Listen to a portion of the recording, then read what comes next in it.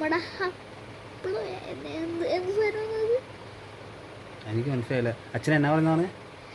അച്ഛൻ പറഞ്ഞത് ഒരു ഒരു കുട്ടികളും 12 അമ്മമാരും ഒരു വീട്ടില് പ്രാർത്ഥിച്ച് ടിവിയും കണ്ട് കിടക്കുന്നുണ്ട്. അപ്പറേ അവര് കിടന്ന് കഴിഞ്ഞ് ഉറ്റക്കാട്ടിലാണ് അവരുടെ വീട്.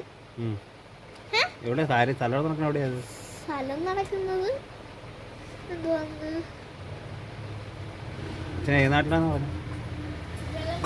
വയനാട്ടിൽ. അവിടെ വന്നിട്ട് ആ അമ്മാമ്മയും കൊച്ചും കൂടെ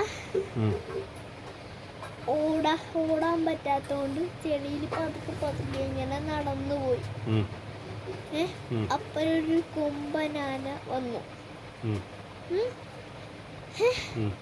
എന്നിട്ട് ആ കൊമ്പനാന ആ അമ്മാമ്മ പറഞ്ഞു,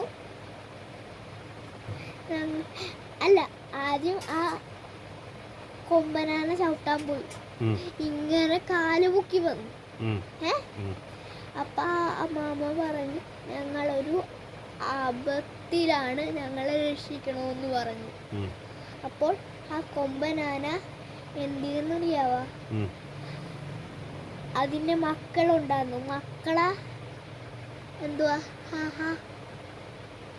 വായില് ഇട്ട് കഴിച്ചു. എന്നിട്ട് ആ അമ്മയും കൊച്ചിനെയും ആ ആനയുടെ പുറത്തിരുത്തി.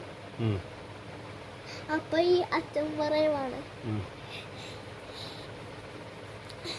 നമ്മുടെ